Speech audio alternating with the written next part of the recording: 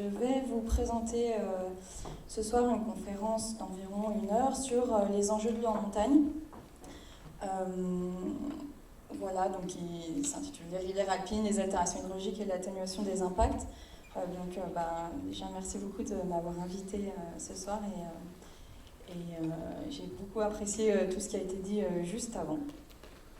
Pour faire rapidement le plan, je vais juste en 2 slides me présenter. Ensuite, vous parler donc des rivières alpines, vraiment d'un point de vue plus caractéristique environnemental et biodiversité. Qu'est-ce qui vit dans ces rivières? Quel lien on fait entre l'environnement et la biodiversité?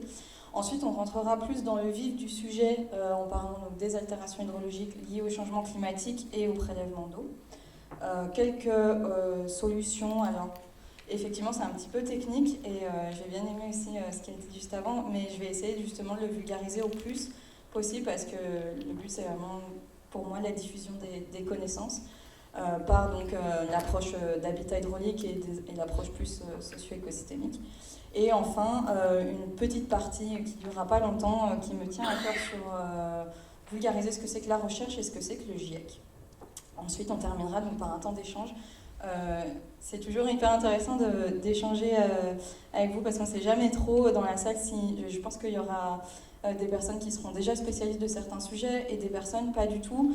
Et en fait, c'est aussi ça la richesse de ce genre de moment d'échange. Donc, n'hésitez pas à noter vos questions et après à les poser à la fin et en toute bienveillance.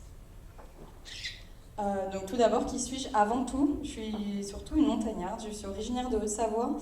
J'ai fait mon lycée à Chamonix et je suis monitrice de ski depuis plus de 10 ans maintenant, donc diplômée depuis 3 ans. Et j'enseigne au Pradly dans une petite moyenne station de Haute-Savoie. Et ma deuxième casquette, c'est donc scientifique. J'ai fait mon master au Bourget-du-Lac en écologie des milieux de montagne.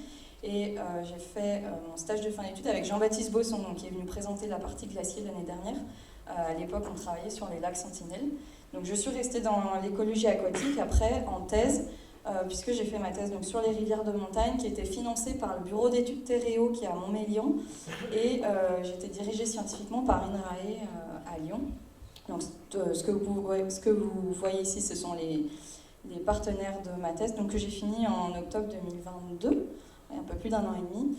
Ensuite, j'ai enchaîné sur un postdoc sur plutôt la dévalaison, sur la migration piscicole à Genève.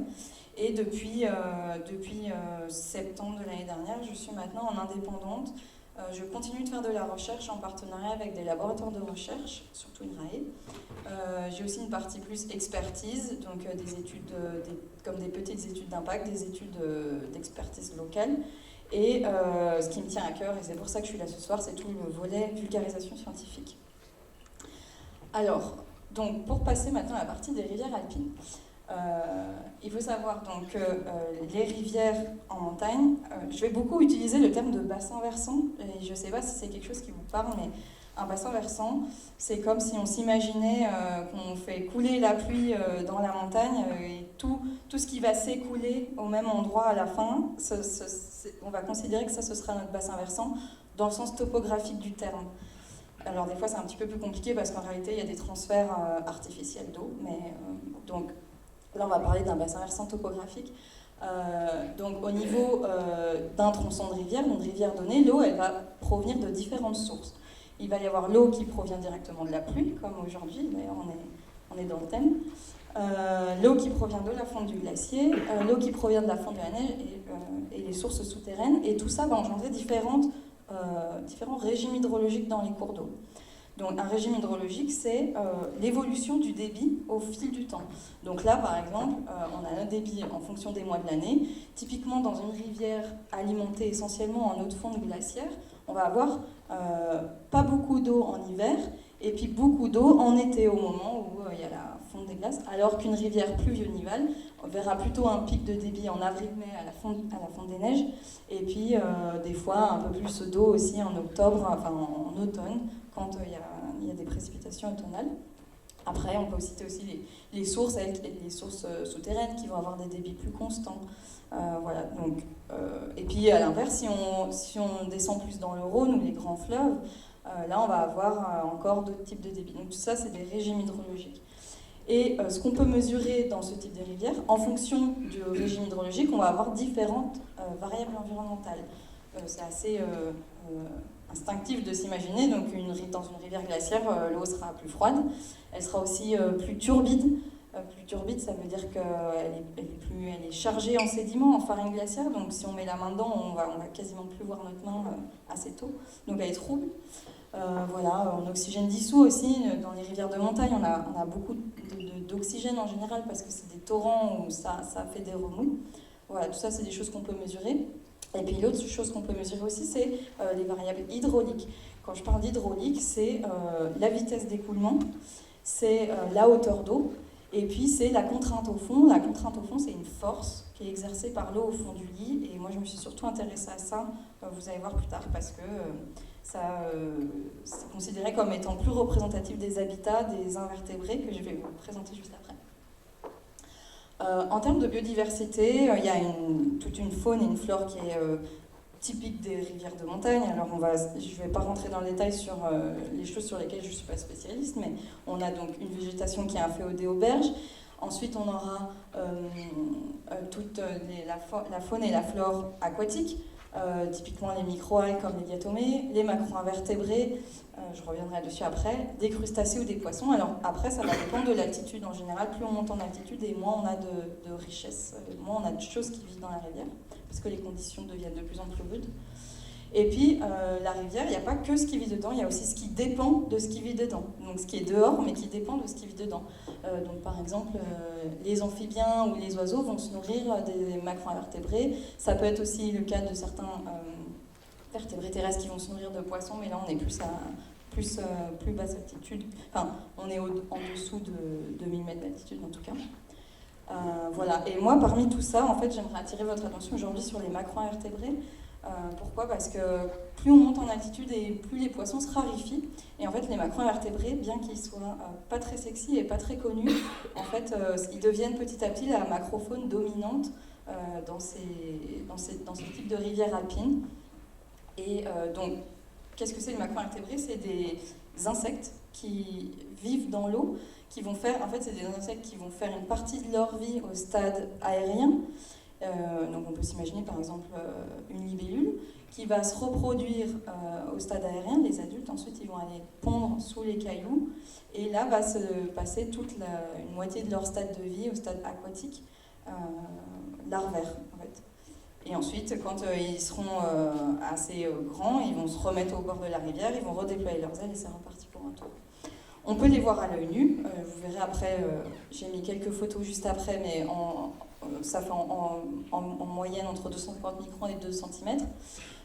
L'avantage aussi, c'est qu'ils sont présents quasiment partout. J'en ai vraiment vu, des fois, à chaque fois je suis surprise, on va vraiment au pied des glaciers, on se dit mais là c'est impossible, il n'y en a jamais rien, et en fait très souvent il y en a. Ça arrive qu'il n'y ait rien, mais c'est quand même assez rare. Ils font donc partie intégrante de la chaîne alimentaire, en particulier, pourquoi ils sont très intéressants, si on devait les qualifier en termes de services rendus à l'homme, même si c'est un peu anthropocentré. En fait, ils nettoient les rivières. Pourquoi ? Parce qu'ils se nourrissent des algues qui sont sur les cailloux et aussi de la matière organique en suspension. Voilà, tout ce qui est dégradation de matière organique. Il y en a, je vous montrerai après, il y en a qui ont des filtres. Voilà. Donc c'est eux qui nettoient les rivières. Et aussi, ils sont intégrateurs des perturbations environnementales. C'est-à-dire que s'il va y avoir une pollution chronique, par exemple une steppe, donc une station d'épuration, ou s'il va y avoir une pollution à un seul moment donné, ça va être des choses qui vont être intégrées par les communautés, par les populations d'invertébrés, et si on les qualifie quelques temps après, on va pouvoir détecter qu'il y a eu une pollution à ce moment-là. Donc comment on fait pour s'y intéresser ? On va dans l'eau, on prélève avec des filets comme ça, standardisés, on secoue bien les cailloux parce qu'ils s'accrochent sur les cailloux et sous les cailloux. Et je vous invite la prochaine fois que vous allez vous balader dans une rivière, vous soulevez n'importe quel caillou assez gros, parce qu'ils n'aiment pas les petits cailloux parce que sinon ils ne s'accrochent pas bien, mais un caillou qui est assez gros, vous trouverez quasiment pour sûr des invertébrés en dessous. Ensuite vient tout un travail le plus minutieux qui est le travail de laboratoire. Parce que c'est pas automatisé. L'ADN environnemental, capté par l'ADN, on commence un petit peu savoir, mais c'est pas très efficace. Donc pour le moment, ce qu'on fait, c'est morphologique. Donc en fait, on va trier tout ce qu'on a récupéré dans notre filière, on va le trier, et ensuite on va identifier les espèces une par une. Donc c'est assez laborieux. Voilà le type d'insectes qu'on peut observer dans les rivières. Donc vous voyez qu'il y en a qui peuvent être quand même assez grosses. Là j'ai triché, j'ai pris la plus grosse que j'avais dans mon échantillon, mais elles peuvent être quand même assez grosses. Là je vous en ai mis quelques exemples. Alors Dinocras c'est un plécoptère. Je ne sais pas si j'ai déjà parlé de taxon, mais des fois je peux évoquer le terme de taxon. Quand je parle de taxon, c'est comme une catégorie du vivant, c'est comme une espèce, mais c'est pas vraiment une espèce. Mais voilà. Donc Dinocras qui est de la famille des plécoptères, Bétis qui est de la famille des éphémères, de l'ordre des éphémères, pardon. Sericostoma qui est de l'ordre des trichoptères, donc lui il vit dans une petite case qui se fait avec des morceaux de sable, et Limnius qui est un coléoptère qui ressemble tout à fait à un coléoptère qu'on pourrait trouver sur Terre d'ailleurs. Voilà, c'est juste pour vous montrer, donc il y en a qui peuvent être assez mignons, ça ne peut pas envoyer les choses. Et donc en fait il faut s'imaginer si on redézoome et on reprend notre bassin versant de montagne, notre territoire de montagne, et ben on va avoir différentes communautés dans chaque type de rivière. Donc ce qu'on appelle une communauté, c'est un ensemble d'espèces qui vont utiliser le même habitat. Donc, par exemple, un tronçon de rivière de 100 mètres, il va y avoir un ensemble d'espèces qui dépendent les unes des autres plus ou moins. Voilà, c'est ce qu'on appelle une communauté. Et donc en fonction du type de rivière qu'on va avoir, on va avoir différents ensembles d'espèces. Parce que toutes les espèces n'ont pas les mêmes préférences.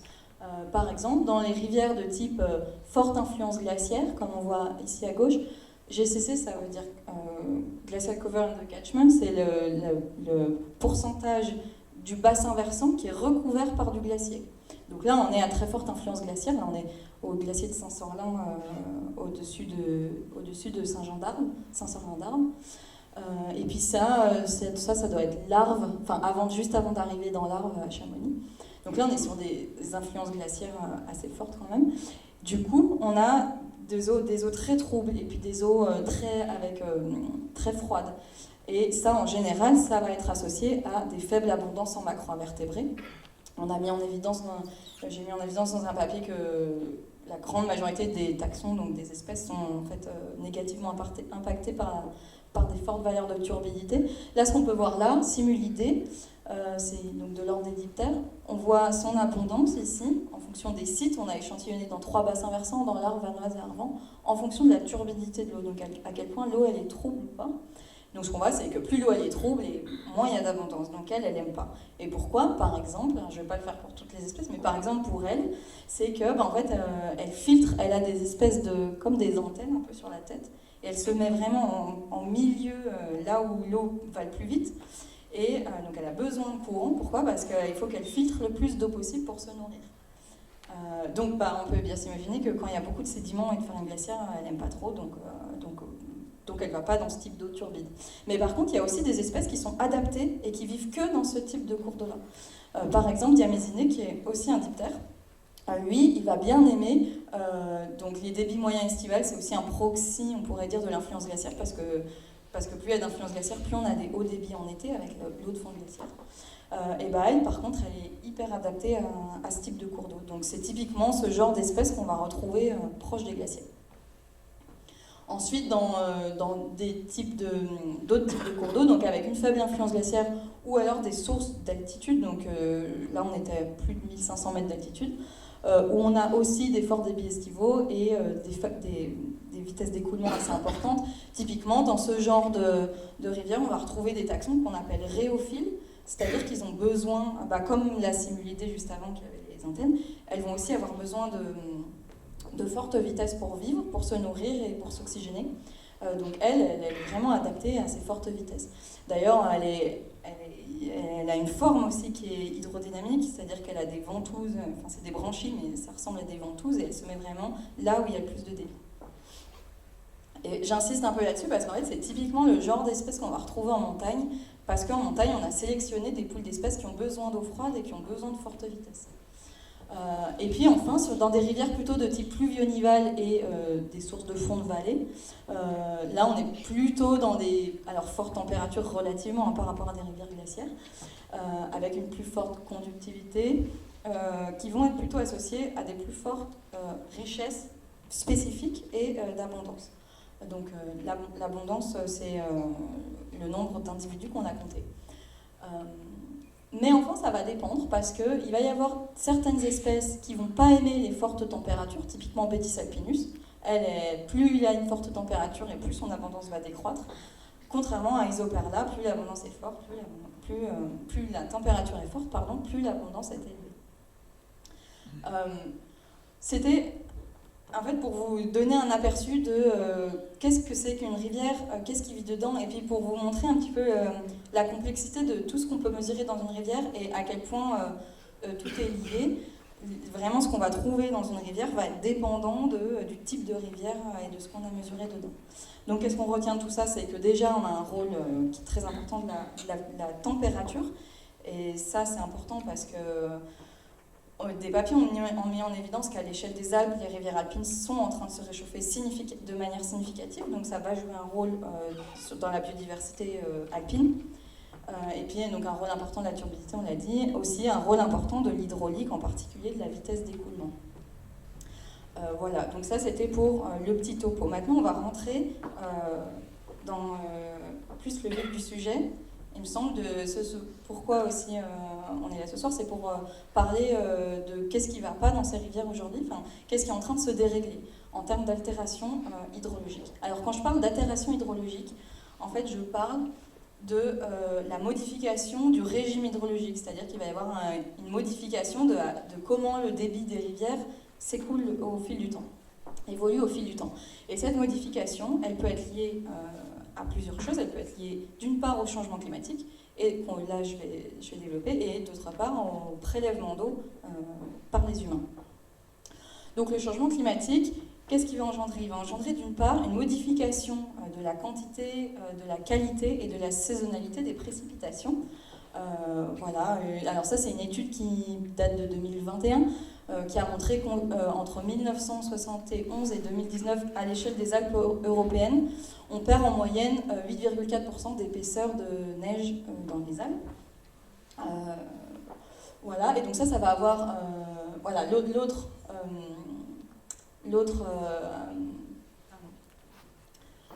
influence de la modification des précipitations, ça va être une remontée progressive de la limite pluie-neige, comme peut l'expérimenter, pour ma part je l'expérimente dans ma station. D'ailleurs, en petite parenthèse, souvent on se dit bon, 1 degré c'est quand même pas grand chose, et c'est vrai qu'en ville c'est pas grand chose. 1 degré à l'échelle d'une station, en bas il pleut, en haut il neige, quoi. Donc ça peut être vraiment, et ça change tout entre s'il pleut ou s'il neige, sur la biodiversité et aussi sur notre activité de ski, mais je pense qu'on en reparlera après. Et donc une augmentation de la part des précipitations pluviales liquides en hiver au lieu de solides nivales. Et ça va avoir pour conséquence un avancement et une accélération de la fonte des neiges au printemps qui a lieu chaque année de plus en plus tôt. Évidemment, comme on l'a dit tout à l'heure, il ne faut pas confondre météo et climat. On sait qu'on va avoir encore des hivers avec beaucoup de neige. On sait que les hivers où il n'y aura pas de neige vont être de plus en plus fréquents. Ça, il n'y a aucun doute là-dessus. Voilà. Et puis l'autre conséquence du changement climatique, comme je pense Jean-Baptiste Bossy en a parlé l'année dernière, c'est donc le retrait glaciaire. Voilà, donc on estime la diminution de la superficie dans les Alpes françaises de 24% entre 2003 et 2015, et c'est une tendance qui s'accélère depuis la fin du petit âge glaciaire. Ici, par exemple, vous pouvez voir le glacier du Tour vers Chamonix. Voilà, je pense qu'on a tous vu des photos et des images de retrait glaciaire à 3 différentes dates, en 1967, 2006 et 2015, pour les 3 différents bleus. Ici, c'est le glacier de l'Harpon en Vanoise, et le glacier blanc dans les écrins.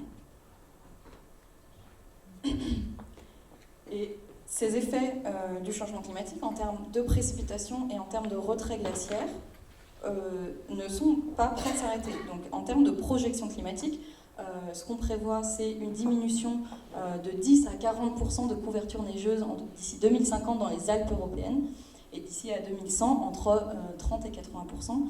Alors on pourrait se dire qu'il y a des grandes incertitudes. C'est vrai, il y a des grandes incertitudes, comme dans toutes les projections qu'on peut faire. Les incertitudes, elles ne sont pas liées au fait qu'on ne sait pas que ça se réchauffe, elles sont plutôt liées au fait qu'on ne sait pas quelle direction on va prendre en termes de législation et de mesures face à ça. Voilà, on prévoit aussi une diminution à l'échelle des glaciers des Alpes européennes également, entre 76 et 98% du volume des glaciers d'ici 2100. Et par exemple ici, donc ça c'est un glacier que j'ai particulièrement étudié pendant ma thèse. C'est le glacier de Saint-Sorlin, j'en ai déjà parlé un petit peu avant il me semble, au-dessus de Saint-Sorlin-d'Arves, le domaine des Cybèles, s'il y en a qui connaissent. Donc celui-ci, il a perdu environ 42% de sa superficie entre 1952 et 2015, et on prévoit une diminution qui atteindrait 50% à l'horizon 2035, donc on n'est pas si loin que ça. Et en fait, ce qu'on se demande, c'est, ok, donc le glacier recule, qu'est-ce que ça va avoir comme impact sur la ressource en eau à l'aval ? Parce que donc le glacier, comme j'ai dit tout à l'heure, il nous apporte l'eau au moment où on en a le plus besoin, c'est-à-dire en été. Donc là, ce qu'on a fait, donc je me suis associée pendant ma thèse avec des hydrologues de Grenoble pour faire ce travail-là. On est allé modéliser à l'exutoire de ce glacier-là qu'est-ce qui allait se passer en termes d'hydrologie. Donc couplage J2000, ça c'est le nom d'un modèle hydrologique. Un modèle hydrologique, c'est un modèle, c'est un peu même pour moi c'est un peu compliqué, mais en gros il va prendre en compte à quel point il y a de l'herbe sur le sol, ou à quel point c'est artificialisé, ou à quel point il y a des arbres ou quoi que ce soit, et en fonction de ça, calculer, en fonction de plein d'autres choses aussi, des variables météorologiques, tout ça, calculer combien d'eau va s'écouler à un endroit donné. Ça, couplé à des modèles glaciologiques et des réanalyses et des projections climatiques issues du GIEC. RCP 8.5, c'est un nom de scénario qui vient du GIEC, donc je reparlerai du GIEC plus tard, qui est le scénario selon lequel on ne prend pas de mesures. C'est le scénario le plus pessimiste, c'est-à-dire selon lequel on ne prendrait aucune mesure pour faire face au changement climatique. Et donc ce qu'on a mesuré, donc là on est à 2400 mètres d'altitude avec une forte influence glaciale. Et ce qu'on a fait, c'est qu'on a modélisé un débit actuel, donc on a moyenné entre 2005 et 2025, et un débit futur qu'on a moyenné entre 2080 et 2100. Et donc en bleu c'est l'actuel, et puis en marron ce serait le futur dans le scénario pessimiste. Et ce qu'on voit, donc là ce qu'on voit c'est le débit en fonction des mois de l'année. Qu'est-ce qu'on observe en tout premier? C'est qu'en moyenne, on a moins d'eau. On a quand même moins d'eau. C'est pas à moitié moins, mais à l'échelle annuelle, on a moins d'eau. Donc, on va vers une diminution, si on ne prend pas de mesures, vers une diminution des stocks d'eau naturellement présents en montagne. Et puis, ce qu'on va aussi avoir, c'est donc une modification du régime hydrologique. Parce que ce qu'on voit, c'est que, alors en hiver, le débit va augmenter parce qu'on aura on aura autant de précipitations probablement, mais on aura moins de précipitations solides au profit de précipitations liquides. Donc, moins de stockage d'eau sous forme de neige et elle va directement couler. Donc, on aura plus de débit en hiver.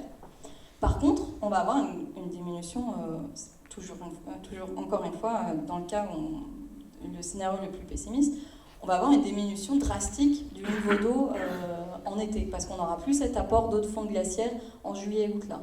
Donc en fait, on va avoir un changement de la date d'étiage. Quand on parle de date d'étiage, c'est le moment où le débit est le plus bas. Et c'est le moment où c'est critique pour tout le monde, pour les organismes qui vivent dans l'eau, et puis aussi pour nous. Et en fait, autant avant, la date d'étiage dans ce type de cours d'eau était plutôt en hiver, et autant à l'avenir, elle risque d'être plutôt en été. Donc ça va avoir des conséquences importantes sur tout l'écosystème. Voilà, on a fait la même chose dans une autre rivière qui est un petit peu... Enfin, c'est la même rivière, mais on est allé beaucoup plus en aval. Là, on est à 1500 mètres d'altitude, donc on a un pourcentage d'influence glaciaire qui est beaucoup plus faible. Mais globalement, on retrouve la même chose avec une diminution du débit annuel moyen. Et alors cette fois-ci, ce ne sera pas les débits estivaux, mais ce sera surtout les débits de fonte fonte nivale qui vont disparaître, enfin qui vont pas disparaître, mais diminuer, au profit par contre de beaucoup plus d'apports pluviaux en hiver. Ça va avoir des répercussions à la fois en termes d'hydraulique, parce que si le débit change, s'il y a moins d'eau, ça va probablement aller moins vite. Donc on va avoir des répercussions en termes d'habitat hydraulique. Et aussi, il y aura moins de hauteur d'eau. Donc ça, c'était, je ne sais pas si vous vous rappelez, au tout début, je vous ai dit, on peut mesurer des variables hydrauliques, c'est hauteur d'eau, vitesse d'écoulement. Donc ça a des répercussions sur les conditions hydrauliques du cours d'eau. Et puis ça a des répercussions aussi sur les régimes thermiques et sédimentaires.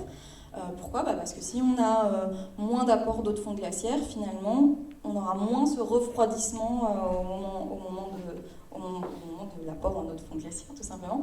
Et puis aussi, ça peut modifier les régimes sédimentaires, c'est-à-dire à quel point on va avoir des sédiments qui vont être mobilisés par notre cours d'eau.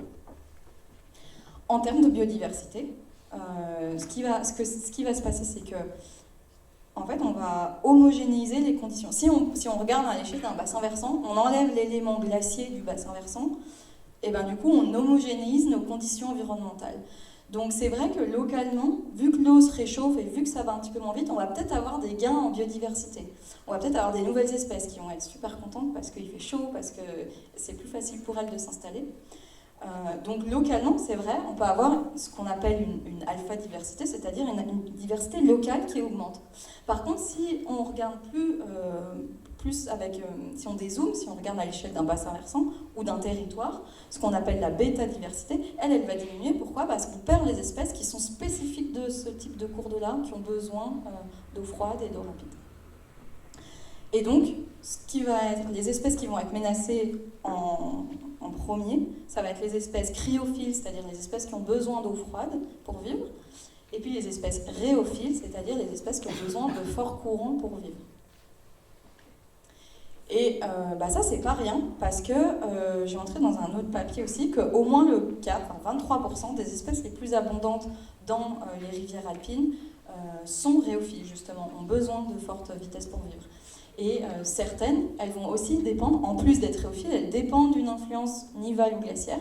C'est le cas par exemple de celle-ci qui s'appelle Retrogena delphinensis, qu'on a trouvée en fait, pour la petite anecdote, par hasard au cours de prélèvement pendant ma thèse. Et en fait, il se trouvait que c'était une espèce très rare qui n'avait pas été observée depuis plus de 20 ans et qui était présente que dans un sol massif. Donc dans ce cas-là, on peut parler, au-delà de parler de services rendus par cette espèce, parce que finalement ça reste anecdotique la présence de cette espèce, on va plutôt parler d'enjeux de conservation, parce qu'elle est rare, parce qu'elle est présente que ici, parce qu'elle est, représentative d'un massif alpin en particulier. Et puis pour la petite anecdote, c'était rigolo, parce qu'en fait on l'a trouvée, c'était rigolo, je ne sais pas si on peut dire ça, mais on l'a trouvée en fait juste à l'amont d'une centrale hydroélectrique. Et c'est normal, on n'avait pas mentionné dans l'étude d'impact qu'il y avait cette espèce parce qu'on ne va pas à l'espèce, on ne fait pas des inventaires exhaustifs pas toujours, quand on fait des études d'impact environnemental. Et donc on a trouvé cette espèce-là juste à l'amont d'une prise d'eau d'une microcentrale, donc probablement, et on l'a montré dans un autre papier qui n'est pas encore publié, que ça a un impact, le fait de la diminution du débit de la microcentrale sur cette espèce-là. En tout cas, ça me fait une très bonne transition pour passer à l'autre partie des altérations hydrologiques. Donc, altérations hydrologiques liées au changement climatique, tout ça c'était. Et maintenant, je parle altérations hydrologiques liées au prélèvement d'eau anthropique, donc humain. Notamment pour le tourisme hivernal. Alors, le tourisme hivernal qui est demandeur, comme on en a parlé tout à l'heure, en termes de neige de culture, en termes d'eau potable aussi pour les touristes qui viennent, surtout sur des périodes courtes, c'est pas sur toute l'année. Dans certaines stations de Savoie, on estime aujourd'hui qu'on peut retrouver jusqu'à 60% de surface artificiellement enneigée. Et en fait, ça va de pair avec une augmentation du nombre de retenues collinaires depuis les années 1990 qui ne cesse d'augmenter. Et donc, comme probablement vous le savez, qui aussi augmente les tensions liées aux usages de l'eau, et c'est souvent source de tensions dans les territoires. Alors, pour remplir une retenue collinaire, j'ai mis prélèvement direct ou indirect parce que ça peut être soit on prélève de l'eau pour remplir cette retenue, on prélève de l'eau sur les eaux de surface, donc dans les rivières, ou dans la nappe, mais ça peut être aussi indirect, c'est-à-dire il y avait déjà un ouvrage pour l'hydroélectricité, il y avait déjà un ouvrage pour l'eau potable, pour prélever de l'eau, et on va juste pas reconstruire quelque chose, mais en prendre un petit peu plus dans ce même ouvrage. Ça c'était pour ce qui est au prélèvement d'eau sur le tourisme hivernal.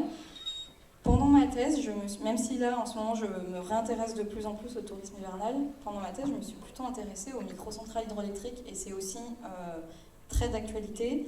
Je ne sais pas si vous avez constaté, mais il y a quasiment... maintenant on voit des centrales hydroélectriques de partout en montagne et il y a vraiment une explosion du nombre de microcentrales. Celle-ci c'est celle du Crévoux dans les Hautes-Alpes. Voilà. En Europe on a... À titre d'exemple, en Europe, on est à pas loin de... Alors quand je parle de petite hydroélectricité, on est sur une puissance qui est inférieure à 10 MW. En puissance installée totale en Europe, on est à pas loin de 20 MW, avec une augmentation d'environ 10% depuis 2013. Et en fait, en France, on est les grands gagnants de l'hydroélectricité, puisqu'on est, en tout cas dans l'Europe de l'Ouest, parmi ces pays-là que vous voyez. Donc on est à 2200 MW produits en France. Là, ce qu'on voit, 2200, c'est ce qui est installé par rapport à la capacité potentielle générale du territoire. En fait, on est à 85% du potentiel hydroélectrique qui est déjà utilisé en France. Et c'est le plus haut taux dans le monde, en fait. Donc en 2020, on avait environ 2300 petites centrales hydroélectriques d'installées. Et en fait, j'en arrive à nos territoires de montagne parce que les reliefs montagneux favorisent l'installation de ce type de petites centrales hydroélectriques qui ne cessent, donc leur nombre ne cesse d'augmenter depuis les années 1900. En nombre cumulé de petites centrales, donc en Haute-Savoie, Savoie, Hautes-Alpes et Alpes-Maritimes, c'est des chiffres qui sont assez difficiles pas à obtenir, mais à synthétiser. Donc on est aujourd'hui à environ 300 ouvrages. En termes d'impact, qu'est-ce que ça va avoir? Ça va avoir d'une part des impacts plutôt temporaires, donc c'est au moment où on fait les travaux, avec MES et matière en suspension, on s'imagine bien quand on a le tractopelle qui vient et qui creuse dans la rivière, en fait ça délivre une grande quantité de matière de sédiments. Et là, si on reprend notre diamysénée avec les antennes, typiquement, elle va avoir des impacts. Ça va avoir des impacts sur sa survie, mais ça peut aussi être sur les branchies des poissons. Surtout, ça va avoir des impacts sur la faune aquatique en général, probablement sur la flore aussi. Éventuellement des risques de pollution aux hydrocarbures, mais ça reste anecdotique. Ce qui est plus permanent, c'est les impacts du barrage qui vont constituer un obstacle à ce qu'on appelle la continuité piscicole, c'est-à-dire à quel point les poissons ou les espèces en général, peuvent migrer dans les cours d'eau. Et ça pose un problème pour les espèces migratrices. C'est le cas de la truite, souvent on parle de la truite en montagne. Mais pas que pour les espèces migratrices, parce qu'avec les évolutions de débit liées au changement climatique, on a de plus en plus d'espèces, même non migratrices, qui ont besoin de se déplacer pour faire face au changement de température, pour faire face au changement de débit. Et s'il y a un barrage au milieu, elles ne peuvent plus passer. Donc ce n'est pas que un problème pour les espèces migratrices. Ça constitue aussi un obstacle à la continuité sédimentaire, puisqu'on retient les sédiments, et ça peut avoir des impacts en fait sur la morphologie du cours d'eau. Typiquement, si on garde tout le sable au niveau du barrage, à l'aval, ça peut influencer sur, par exemple, s'il y a moins de sédiments dans l'eau, elle peut avoir plus de puissance, et puis ça peut, en cascade, influencer l'érosion, ça peut provoquer l'érosion des berges, par exemple. Donc ça peut en fait tout remodifier le cours d'eau juste parce qu'on retient les sédiments en termes de morphologie. Et puis donc, ce qui m'a le plus intéressé, c'était surtout les impacts liés à la diminution du débit, donc à l'altération hydrologique. Là, la centrale que vous voyez ici, c'est la prise d'eau de la petite centrale de Saint-Jean-d'Arve. Donc on est toujours à l'aval du glacier de Saint-Sorlin. Là, on est environ à 1500 mètres d'altitude. Ici, en fait, c'est la prise d'eau. D'ailleurs, on voit, donc c'est une vue de drone, vue du ciel, on voit bien on peut deviner qu'il va y avoir une conséquence en termes de conditions dans le cours d'eau parce qu'on enlève une partie du cours d'eau. Il y a un changement des habitats, de la manière dont l'eau va se déplacer dans le cours d'eau. Donc, le fait d'implanter, de prélever de l'eau pour une petite centrale hydroélectrique, alors après on pourra en reparler éventuellement pour remplir une retenue collinaire parce que les impacts sont complètement différents, mais en termes d'hydroélectricité, ça va moduler le débit sur toute l'année. Ça va tamponner les variations hydrologiques en fait. Donc là par exemple, ce qu'on a fait dans ce cours d'eau-là, on a estimé le débit en fonction des mois de l'année de façon naturelle, c'est la courbe bleue, et puis de façon influencée, c'est la courbe marron.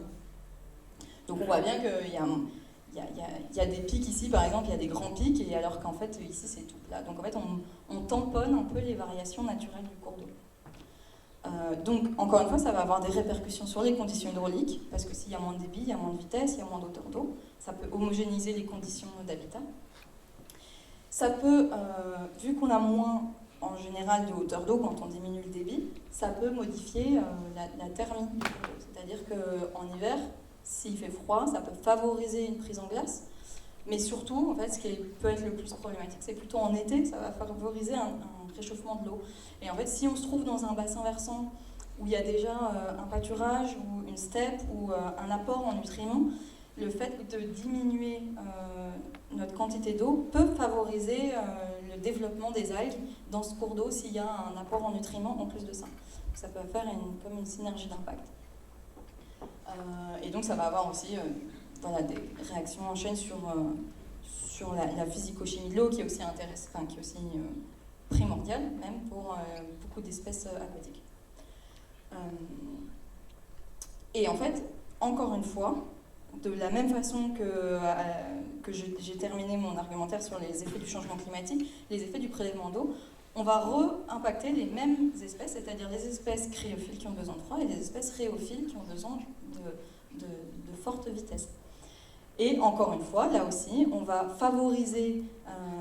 D'ailleurs, ça peut être mis en avant des fois. Bah oui, mais on prélève de l'eau et en fait, on a une biodiversité, une richesse taxonomique qui augmente localement. Et c'est vrai, parce qu'en fait, parce que ça favorise l'installation de nouvelles espèces qui peuvent recoloniser, des espèces qui viennent de plus bas en général en altitude et qui peuvent recoloniser ces cours d'eau. Mais ne pas perdre de vue qu'à l'échelle globale, à l'échelle d'un bassin versant ou d'un territoire, en fait, on est quand même en train de perdre de la biodiversité parce qu'on perd ces espèces alpines typiques de ces eaux froides et courantes. Et donc, si vous avez bien suivi, les effets des prélèvements d'eau vont en fait intensifier les effets du changement climatique. Et aujourd'hui, il est en fait absolument primordial de prendre en compte les effets du changement climatique dans les scénarios de gestion des aménagements en montagne, que ce soit, quel que soit le type de prélèvement d'eau, que ce soit de l'hydroélectricité, là je focus là-dessus, mais ça peut être pour de l'eau potable, ça peut être pour de l'agriculture, pour de l'industrie, pour une scierie, pour la neigeculture, voilà. C'est important de prendre en compte le changement climatique, même si il y a beaucoup de choses, en fait, on ne sait pas. Il y a beaucoup d'incertitudes et souvent on n'a pas beaucoup de temps aussi pour faire les études. Voilà. Donc on en a fini pour la partie altération hydrologique. Donc ok, maintenant c'est bien beau ça, mais qu'est-ce qu'on peut faire pour atténuer les impacts, en tout cas des prélèvements d'eau, parce que le changement climatique c'est plus global, mais en tout cas les impacts du prélèvement d'eau. Donc je vais vous présenter surtout la partie modèle d'habitat hydraulique en essayant de rendre la chose la plus vulgarisée possible. Donc ça c'est ce qui m'a beaucoup intéressée pendant ma thèse. En fait aujourd'hui, le principal outil dont on dispose dans les cours d'eau pour protéger, légiférer les prélèvements d'eau et l'impact qu'on va avoir sur la biodiversité, ça va être l'estimation d'un débit écologique. Ça c'est plus le terme scientifique, le terme académique, qui est en fait un peu vaste, qui est défini comme étant la quantité, saisonnalité et qualité des débits nécessaires à la durabilité des écosystèmes d'eau douce, ainsi qu'aux besoins et au bien-être des hommes qui en dépendent. D'ailleurs, pour la petite anecdote, là, on est sur la microcentrale de Tacona, à l'aval du glacier de Tacona, si certains connaissent, dans la vallée de Chamonix. Donc là, on voit bien que typiquement ce jour, donc ça c'est la prise d'eau, c'est une prise d'eau par en dessous, on dit, c'est une grille. Donc l'eau qui descend du glacier qui est en train de fondre ici, arrive et pouf, tombe directement dans la grille. Ensuite, elle en est dans une conduite forcée. C'est vrai que je n'ai pas reprécisé comment fonctionne une centrale hydroélectrique, mais on prend l'eau à un endroit. Du coup, il y a tout un tronçon de la rivière qui est court-circuité. On dit qu'il y aura moins de débit. Et après, on restitue l'eau quelques centaines de mètres plus bas, par exemple, ou kilomètres. Bon, ce jour-là, il prélevait quasiment la totalité du cours d'eau. En fait, aujourd'hui, on peut prélever jusqu'à 90% d'un cours d'eau s'il n'y a pas eu d'enjeu détecté. Légalement, c'est ce qui est indiqué par la loi. Et ça peut être, ces 90% modulés sur l'année. Donc ça peut être, on prélève plus au moment où il y a la fonte des neiges, ou au moment où il y a de l'eau en tout cas, et puis moins au moment où c'est plus critique. Donc je vous ai parlé de débit écologique qui est plus un terme... scientifique, mais d'un point de vue législatif, donc ça c'est le terme de débit minimum biologique qui est inscrit dans l'article L214-18 du Code de l'environnement, qui définit que à chaque fois qu'un aménageur veut prélever de l'eau dans un cours d'eau, il va y avoir un tronçon court-circuité. On doit définir ce qu'on appelle un débit minimum biologique qui va garantir en permanence la vie, la circulation et la reproduction des espèces vivant dans les eaux au moment où on a installé l'ouvrage. Et en fait, en France aujourd'hui, en tout cas, pour estimer ce débit minimum biologique, alors il existe plusieurs méthodes, mais celle qu'on utilise le plus, que les bureaux d'études utilisent le plus en général, c'est la méthode des micro-habitats ou aussi la méthode d'habitat hydraulique. Donc là, on n'est plus à l'échelle d'un grand bassin versant ou d'un territoire. Là, il faut vraiment s'imaginer, on zoome très fort et on est à l'échelle d'un micro-habitat. Un micro-habitat, ça fait cette taille-là, et il faut s'imaginer un individu en particulier, combien il a besoin de vitesse pour vivre, et puis combien il a besoin de hauteur d'eau ou de contrainte au fond, comme j'ai dit tout à l'heure, la contrainte au fond qui est donc une force qui est mesurée, je ne me rappelle même plus l'unité en newton, quelque chose comme ça. En fait, après, on recalcule ça entre 0 et 20, donc à 0 on n'a pas du tout de force, et à 20 on a beaucoup de force, on tient à peine debout. Voilà, donc en fait le principe d'un modèle d'habitat hydraulique, ça va être de coupler deux types de modèles, un modèle qui est plus physique et un modèle qui est plus biologique. Le modèle qui est physique, c'est celui-ci, c'est celui qui va nous permettre de prédire à deux débits différents, donc Q1 c'est un certain débit et puis Q2 c'est un autre débit, qui va nous permettre de prédire comment à l'échelle par exemple de 100 mètres de rivière, d'un tronçon de rivière, va évoluer la fréquence d'apparition d'une certaine contrainte au fond. Donc, pour faire très simple, c'est si on a un certain débit, on va avoir des contraintes au fond de l'ordre de 10, et puis si on diminue le débit, on va avoir des contraintes au fond de l'ordre de 6 en majorité, par exemple. Donc ça, c'est un modèle hydraulique. Et puis le modèle biologique, c'est celui qui va nous permettre de prédire un indice d'abondance, ou alors une valeur d'habitat, donc entre 0 et 1, en fonction de notre variable hydraulique, en fonction de la contrainte au fond. Donc là, typiquement, on est sur une espèce ici à des fortes contraintes au fond, à des fortes forces. Elle n'aime pas du tout. Elle préfère quand c'est lent. Et en fait, en couplant l'hydraulique et la biologie, en couplant ces deux types de modèles, on arrive en fait à avoir comment va évoluer, alors soit une surface potentiellement utilisable en mètres carrés, soit une valeur d'habitat, c'est ce que je vous présenterai plutôt après, donc la valeur d'habitat c'est un indice entre 0 et 1, mais d'une certaine espèce, en fonction du débit, comment ça va évoluer. Et du coup, entre un débit X et un débit Y, on va pouvoir mesurer l'effet de l'altération du débit, ou de la diminution du débit, sur la disponibilité en habitat hydraulique pour certaines espèces aquatiques. Et le truc, c'est que ça c'est fait depuis très longtemps sur les poissons. On connaît très très bien les préférences hydrauliques de la truite, du chabot. La truite, sur certaines, on peut même avoir par stade de vie. Alors on sait que les bébés poissons, les juvéniles, ils ont besoin de tant d'eau, alors que les frayères, donc les nids, ils ont besoin de tant d'eau, puis les adultes, etc. C'est très très bien documenté pour les poissons. Et en fait, le truc, c'est que, et c'était l'objet opérationnel de ma thèse à la base, c'est pour ça que le bureau d'études avait proposé ce sujet, c'est qu'il y a de plus en plus de projets en montagne dans des cours d'eau où il n'y a pas de poissons. Et du coup, on se retrouvait un peu sans l'outil pour mesurer l'impact sur la biodiversité. Et ça a en tout cas pas freiné le fait qu'on n'ait pas l'outil pour mesurer l'impact quand il n'y a pas de poissons. Ça n'a pas freiné, on va dire, l'essor des aménagements qui visent à prélever de l'eau en montagne. Comme par exemple, ça c'était, pour la petite anecdote, c'était en 2019 au tout début de ma thèse. Donc là, on est encore une fois à l'éclutoire de ce fameux glacier de Saint-Sornin. On est dans le torrent de l'Arvan, au-dessus à Saint-Jean-d'Arve. Et en fait, donc ils étaient en train de construire cette fameuse microcentrale. Et en fait, à la fin du journal, on pouvait lire, en termes écologiques, aucun impact négatif puisque la nature torrentielle de l'Arvan ne permet pas le développement d'une vie piscicole. Et du coup, c'était juste pour illustrer que tant qu'on n'avait pas l'outil, on considérait qu'il n'y avait pas d'enjeu. Donc là, on retourne sur cette fameuse microcentrale à Saint-Jean-d'Arve.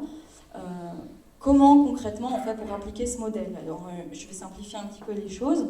La première chose, c'est, puis ça je vous en ai déjà parlé tout à l'heure, c'est donc on caractérise déjà d'un point de vue hydrologique. Qu'est-ce qui se passe dans le cours d'eau?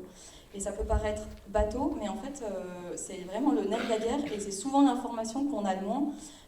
Pourquoi? Parce que ça représente, il faut des capteurs pour calculer ça et on ne peut pas mettre des capteurs sur toutes les rivières. Et souvent, on manque de données hydrologiques et le problème, c'est que quand on ne sait pas combien d'eau on a dans un cours d'eau, derrière, on ne peut pas faire grand-chose, quoi.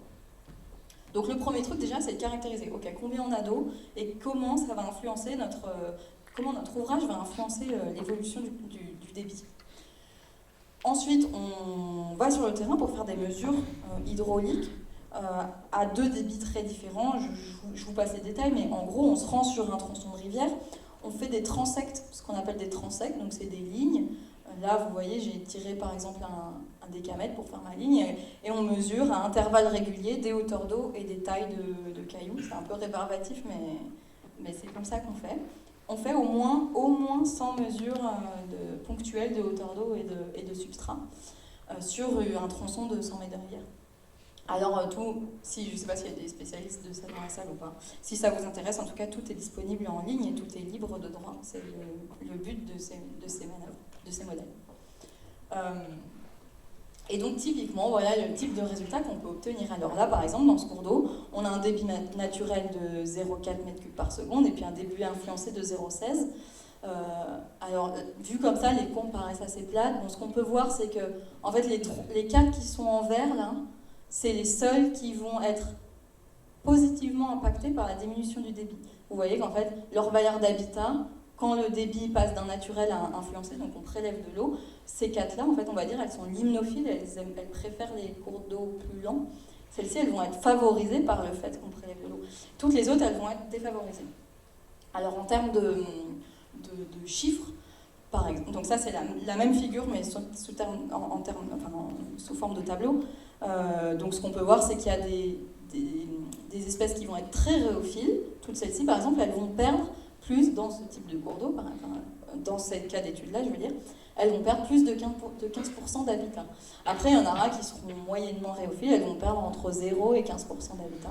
Et puis, il va y avoir nos 4 vertes là, que je vous ai montrées, qui, elles, au contraire, vont gagner en habitat, parce qu'on prélève de l'eau.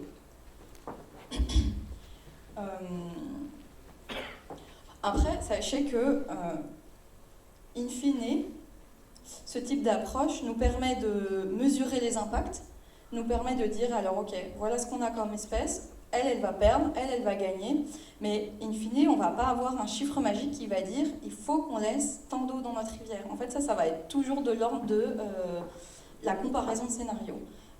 Et c'est ce que propose cette démarche générale, donc, qui a été publiée en 2018 dans une revue en français, qui réinclut ces modèles dans une démarche plus globale, parce qu'en fait, il ne suffit pas juste de modéliser ça et dire « Ok, on a tel impact ». En fait, il y a aussi plein d'autres choses à prendre en compte. Il y a les contextes hydrologiques et écologiques. Est-ce qu'on a une influence glaciaire dans ce cours d'eau? Est-ce qu'il y a un glacier qui est en train de disparaître à l'aval ou pas? Est-ce que, d'un point de vue écologique, est-ce qu'il y a des compétitions? Est-ce qu'il y a des espèces invasives? Est-ce qu'il y a une steppe? Voilà, tout ça, c'est aussi des éléments à prendre en compte. Il n'y a pas que l'hydraulique dans la vie. Ensuite, il faut aussi choisir choisir des métriques hydrologiques adaptées. Par exemple, si on est en train de parler de l'impact d'une centrale hydroélectrique qui va avoir un impact sur toute l'année, on ne va pas regarder la même chose que si on regarde un prélèvement d'eau pour remplir une retenue qui peut potentiellement être que sur quelques jours, mais de façon très intense. Donc ça ne va pas être le même type d'impact et du coup on ne va pas regarder les mêmes métriques. Et ensuite le but in fine c'est donc de comparer différents types de scénarios. Donc de dire scénario 1, on prélève tant d'eau, ok, celle-ci elle va perdre tant de pourcents d'habitat et celle-ci elle va gagner tant. Scénario 2, on prélève un peu moins, peut-être que celle-ci... Voilà. Et en fait, à la fin de tout ça, il y aura quand même de la discussion et quand même de... J'ai presque envie de dire, le but c'est de trouver des compromis, c'est de trouver les meilleurs compromis toujours.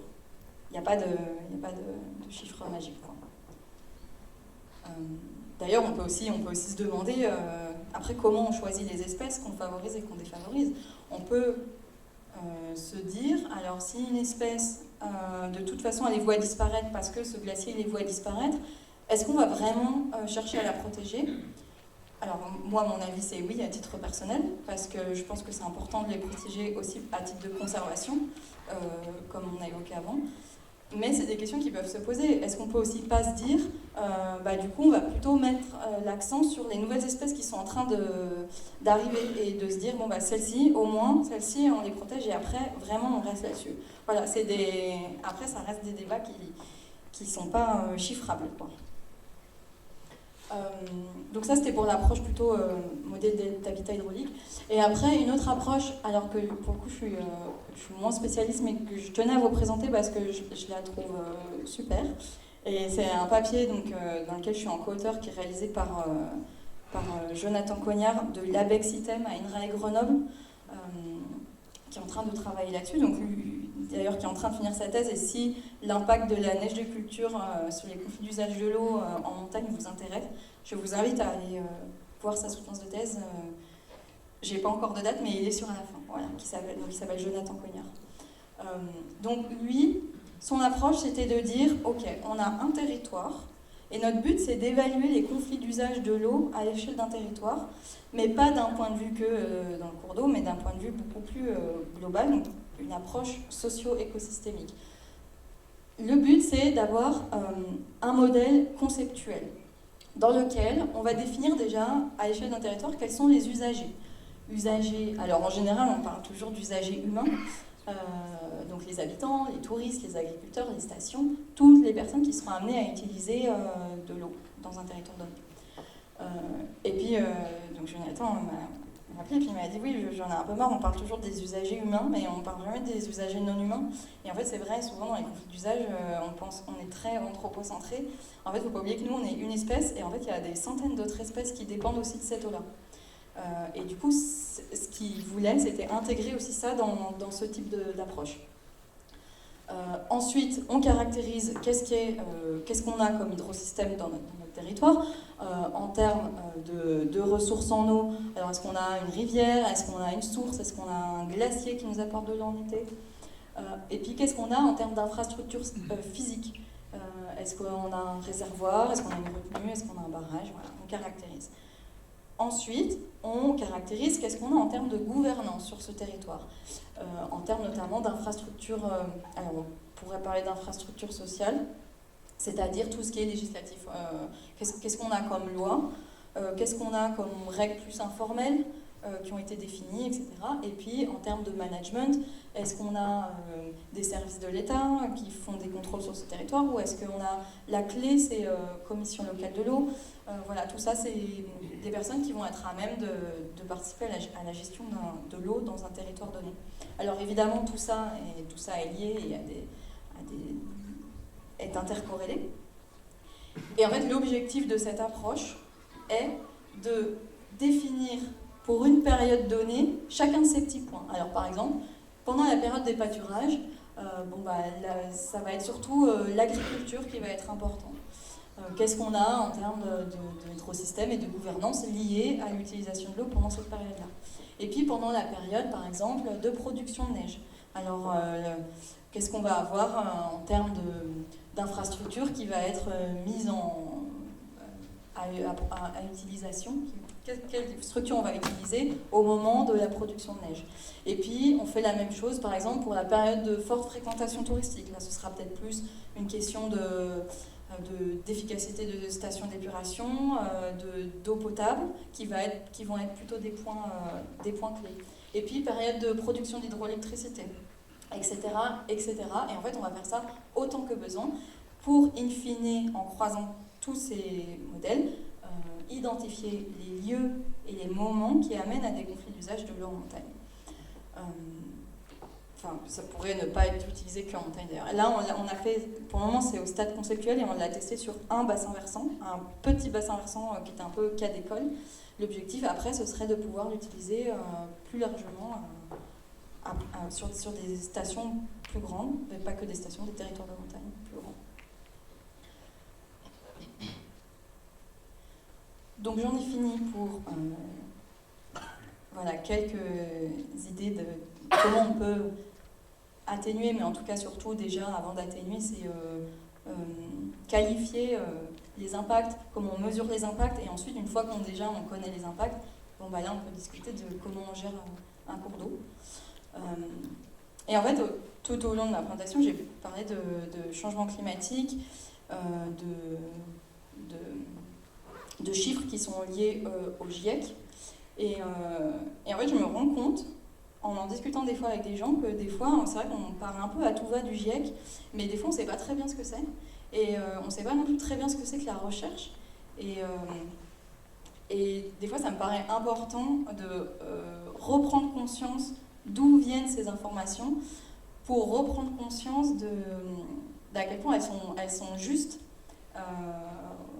Voilà, c'est toujours un point que j'aime bien souligner à la fin, parce que souvent on me dit « Ah oui, mais en fait c'est quoi le GIEC ?»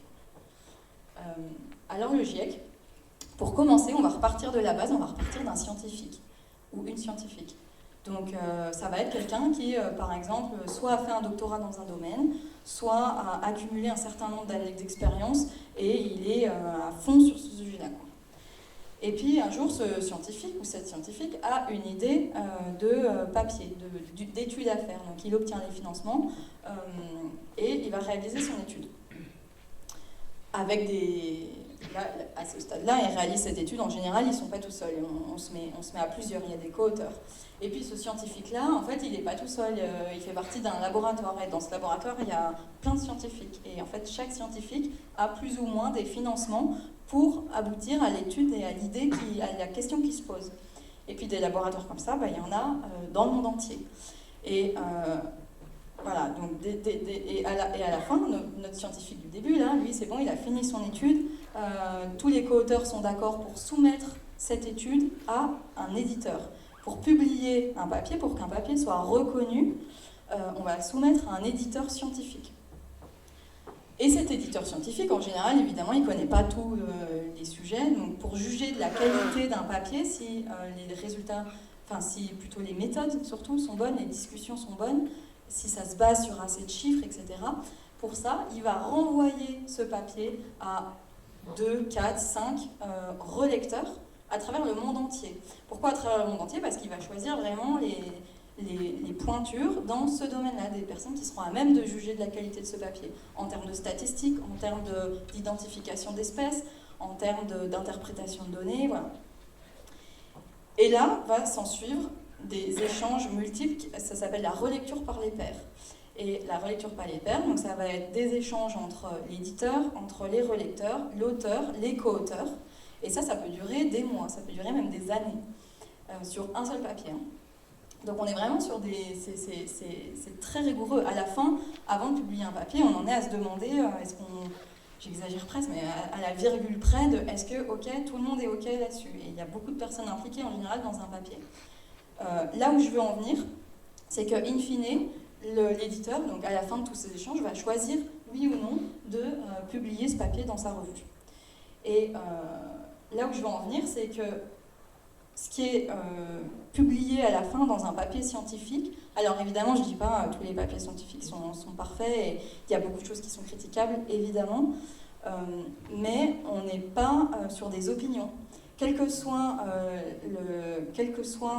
la nature, la discipline, qu'on soit en train de parler de mathématiques, qu'on soit en train de parler de géologie, ou qu'on soit en train de parler d'écologie, en fait, on n'est pas sur des opinions, on est sur des statistiques qui ont été écrites par un scientifique, qui ont été relues par des co-auteurs, relues par des relecteurs et in fine validées par un éditeur. Donc vous voyez que si c'était des opinions, ce ne serait jamais passé par tout ça. Donc on est bien sur des chiffres, voilà, sur des résultats statistiques, mesurables, et voilà. Et pourquoi je voulais remettre ça à jour, c'est parce que en fait c'est à partir, donc on imagine des études comme ça, il y en a, voilà, il y en a des centaines de milliers qui sortent à travers le monde entier, et en fait c'est à partir de ce pool de connaissances scientifiques, qui est déjà un travail énorme, que va puiser l'information, enfin c'est à partir de ce pool d'études-là que le GIEC va aller puiser l'information pour synthétiser. Alors le GIEC, c'est quoi? C'est un groupe d'experts intergouvernemental sur l'évolution du climat. Il est constitué de 195 pays membres, c'est-à-dire que donc, c'est quasiment la totalité des pays du monde. Et il y a un représentant par pays qui se retrouve en AG, en Assemblée Générale. Cette Assemblée Générale, elle élit une trentaine, les ordres de grandeur sont là, une trentaine de scientifiques qui vont être membres du bureau du GIEC. Et ces 30 scientifiques vont recruter environ 830 scientifiques qui vont être auteurs des rapports et plus de 2500 scientifiques qui vont être relecteurs. Et je précise que ces scientifiques sont recrutés sur la base du volontariat et ils ne sont pas payés pour faire ça. Et ensuite, tout ce petit monde-là va être divisé en 3 groupes de travail. Alors, il va y avoir un premier groupe de travail qui va être vraiment focus sur l'évolution du climat, d'un point de vue climatologie physique, quoi, qui est co-présidé par Valérie Masson-Delmotte, que vous connaissez peut-être parce qu'elle est française. Ensuite, il y a un deuxième groupe de travail qui est sur l'impact du changement climatique, les impacts, les vulnérabilités. Et puis, un troisième groupe de travail qui est sur les solutions pour faire face à ces impacts. Et donc, vont être publiés par tout ce petit monde des rapports d'évaluation, environ tous les 5 à 7 ans, des résumés pour les décideurs politiques, et puis certains rapports spéciaux sur des sujets précis.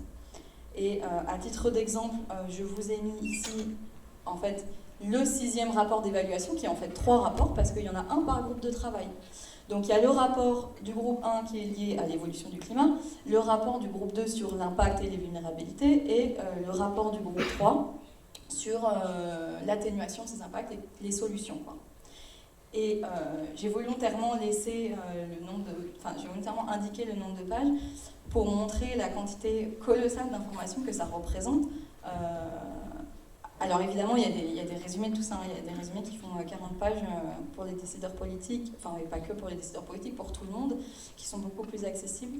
Mais voilà, ça me tenait à cœur de remontrer que, en fait, on connaît très très bien les causes du changement climatique. Et c'est vrai que tout à l'heure, on a dit, oui, on est plus sur des... Quand j'ai parlé d'atténuation des impacts, j'ai parlé de solutions techniques par rapport au prélèvement d'eau. Mais après, atténuer les impacts du changement climatique à titre individuel, des fois, on peut se dire, bon, c'est bien joli, mais c'est tellement global.